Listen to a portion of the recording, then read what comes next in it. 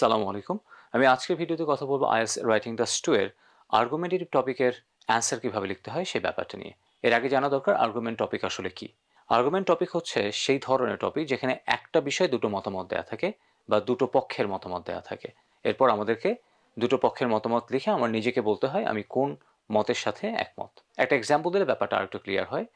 যেমন some people prefer to live in city whereas some people prefer to live in rural area. Compare the advantages of living in city and rural area and give reasons for your answer. এই যে কোয়েশ্চেনটা এখানে আমরা দেখতে পাচ্ছি কিছু মানুষ শহরে বসবাস করতে পছন্দ করে, কিছু মানুষ গ্রামে, এবং আমাদেরকে বলা হয়েছে শহরে এবং গ্রামে বসবাস করার সুবিধাগুলোকে কম্পেয়ার করতে। এই কোয়েশ্চেনে যদি আমরা অ্যান্সার লিখতে চাই তাহলে প্রথমে যেটা করতে হয় we need to write down an introduction. প্রথমে একটা ইন্ট্রোডাকশন লিখতে হবে।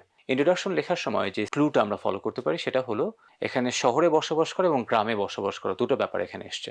অর্থাৎ এখানে কিওয়ার্ড হচ্ছে বসবাস করা। সো লিভিং নিয়ে আমরা দু একটা কথা বলতে পারি ইন্ট্রোডাকশনে, এবং শহরে এবং গ্রামে বসবাস করার ব্যাপারটা নিয়ে এখানে আমরা কথা বলতে পারি। সো ইন্ট্রোডাকশন হচ্ছে মূলত যে কোয়েশ্চেনটা দেওয়া থাকবে সেটার প্যারাফ্রেজ। এরপরে আমি কোন জায়গায় বসবাস করতে পছন্দ করি সেই মতামতটা আমি দিয়ে দিব। সো ইন্ট্রোডাকশন নামে যে প্যারাটা হবে সেখানে আমরা মূল কোয়েশ্চেনটাকে প্যারাফ্রেজ করবো এবং সাথে সাথে আমি কোথায় থাকতে পছন্দ করি সেটার একটা হিন্টস আমরা ইন্ট্রোডাকশনে দিয়ে দিব।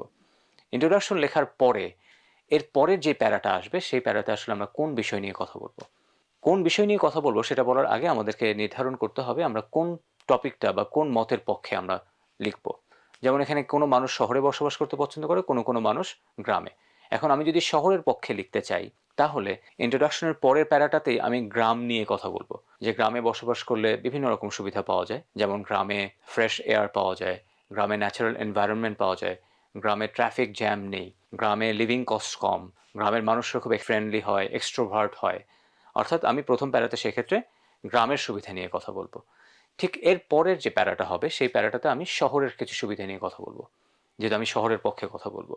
সো শহরের ক্ষেত্রে আমরা বলতে পারি যে সিটিতে ভালো এডুকেশনের সুযোগ সুবিধা আছে, মেডিকেল ফ্যাসিলিটিস আছে, ট্রান্সপোর্টেশন ফ্যাসিলিটিস আছে, এখানে জব ফ্যাসিলিটিস আছে। সো জেনারেলি আমি গ্রামের সুবিধার কথা বলেছি, এরপরে শহরের সুবিধাগুলোর কথা বলেছি। এই দুটো প্যারা লেখার পরে এর পরের যে প্যারাটা আমরা লিখবো সেখানে আমি আমার নিজের মতামতগুলো এবার শেয়ার করার চেষ্টা করব, যে আমি আসলে এই যে শহরের যে সুবিধা এবং গ্রামের সুবিধাগুলো আলোচনা করার পরে এবার আমি সিদ্ধান্ত নিব যে আমি আসলে কোথায় থাকতে পছন্দ করব। তাহলে আমি যদি শহরে থাকতে পছন্দ করি তাহলে এবার আমি আমার নিজস্ব মতামতগুলো এবার শেয়ার করার চেষ্টা করব, যে আমার কাছে মনে হয় আমি শহরে থাকতে বেশি পছন্দ করি। কেন পছন্দ করি? কারণ শহরে অনেকগুলো সুবিধা পাওয়া যায়। এখানে হাই রাইজ বিল্ডিং আছে, এখানে মানুষ খুব প্রফেশনাল হয়, এখানে মানুষ অনেক কম্পিটিটিভ হয়, এখানে অনেক কিছু শেখার সুযোগ থাকে, এখানে মানুষ নিজের কোয়ালিটি খুব দ্রুত ডেভেলপ করতে পারে, গ্লোবালি গোটা ওয়ার্ল্ডের সাথে কানেক্টেড থাকতে পারে। এরকম অনেক সুযোগ সুবিধা আমরা শহরে পেতে পারি। সো এই ব্যাপারগুলো আমরা আমার নিজের মতামতের মধ্যে আমি নিয়ে আসতে পারি। ঠিক এভাবেই আমরা রাইটিং টাস্ক 2 এর আর্গুমেন্ট টপিকের অ্যান্সার 4টা প্যারা লিখে ফেলতে পারি। ইন্ট্রোডাকশন, তারপর আমি যেটার বিপক্ষে সেটার ব্যাপারে কিছু কথা লিখবো, তারপর আমি যেটার পক্ষে সেটার ব্যাপারে কিছু কথা লিখবো, এবং ফাইনালি আমি আমার নিজের অপিনিয়নটা শেয়ার করব।